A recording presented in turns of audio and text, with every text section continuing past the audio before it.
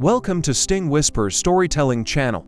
Today, we'll dive into Genesis chapters 3 and 4, humanity's temptation and fall into sin, and the story of Cain and Abel, the birth of Cain Seth.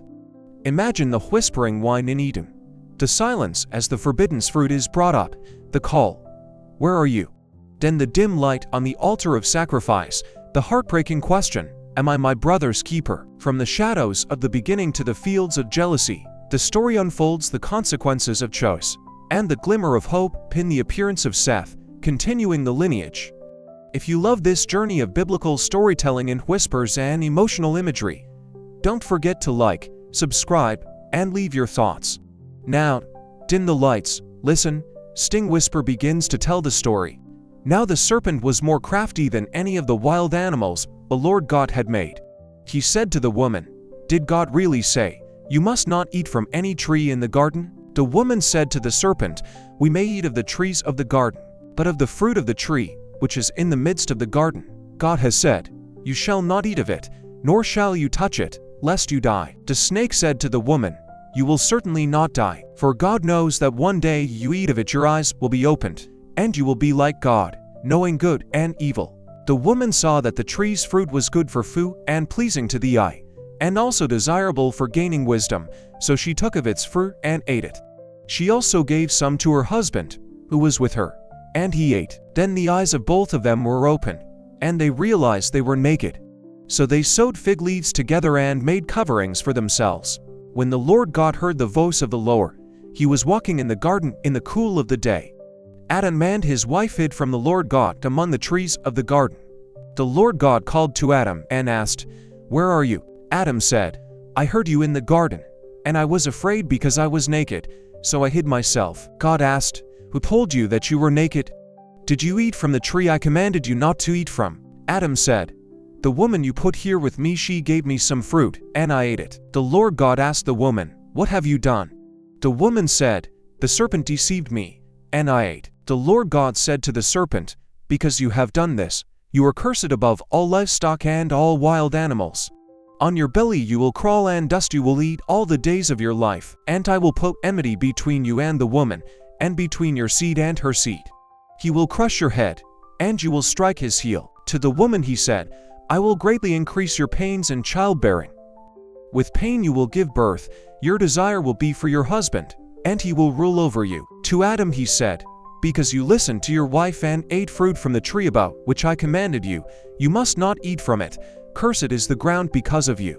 Through painful toil you will eat food from it all the days of your life. Thorns and thistles shall it bring forth unto you, and you shall eat the plants of the field. By the sweat of your face you will eat bread, until you return to the ground, for from it you were taken. For dust you are, and to dust you will return." Adam named his wife Eve, because she would be the mother of all living people. The Lord God made clothes for Adam and his wife from animal skins, and the Lord God said, "The man has become like one of us, knowing good and evil.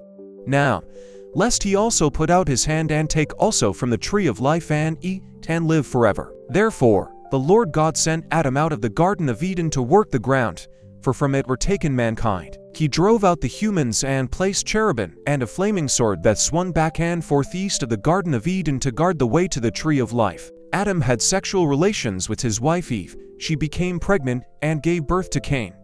Eve said, "With the help of the Lord, I have made a man." Later she gave birth to Abel, Cain's brother. Abel was a shepherd, and Cain was a farmer. One day Cain brought an offering to the Lord of the fruit of the field which he had worked. As for Abel, he brought of the firstborn of his flock and their fat portions. And the Lord looked with favor on Abel and accepted his offering, but he had no regard for Cain and his offering, so Cain was very angry, and his face fell. The Lord said to Cain, "Why are you angry? And why has your countenance fallen? If your attitude is good, will I not accept your offering? But if your attitude is bad, sin is crouching at your door.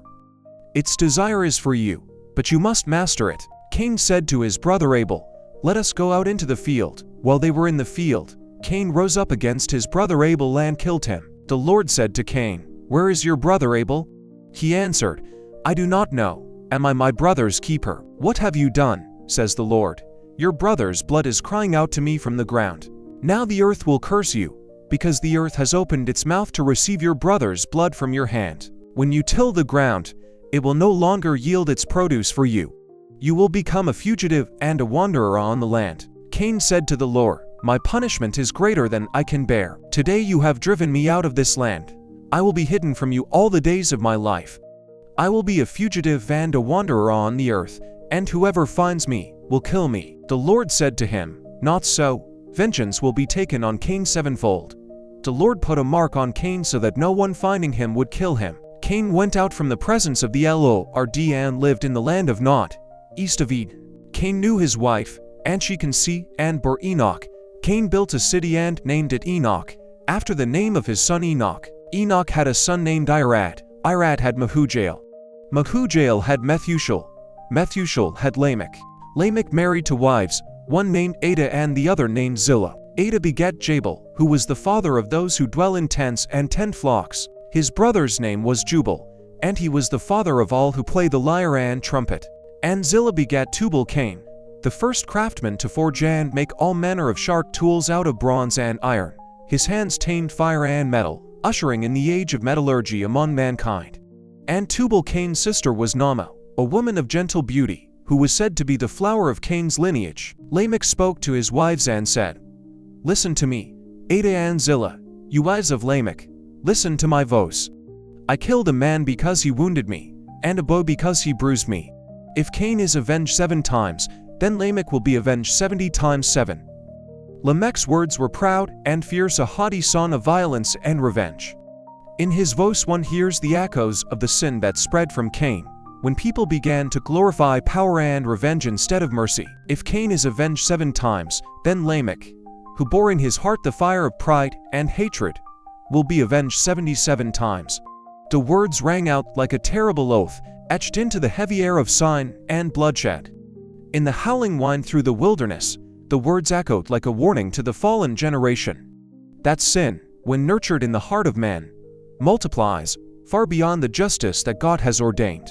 Adam was close to his wife again, and in quiet hope, after so much pain, she gave birth to a healthy son. She named him Seth, and with eyes filled with joy and deep sadness, she exclaimed, God has given me another child, as a gift to replace Abel, whose life was taken by Cain. That small Joe was like a flickering flame, illuminating the hearts of both of them in a moment of mixed loss and hope. Seth also joyfully welcomed a son, and named him Enosh. From that moment on, people began to turn their hearts to heaven, to begin to pray, to seek, and to call upon the name of Jehovah with ever deeper faith and hope. And that's the story for today. The fall of humanity and the consequences of sin. From Adam and Eve tasting the forbidden fruit to Cain killing his brother, sin entered the very bloodline of humanity.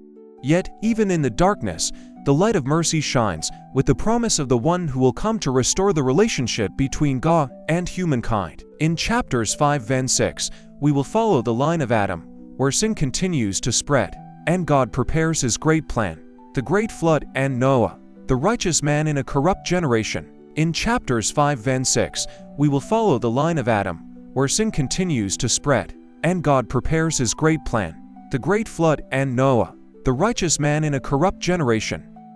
Thank you for watching, and may God's peace be with you. See you next time in Genesis, chapters 5 and 6.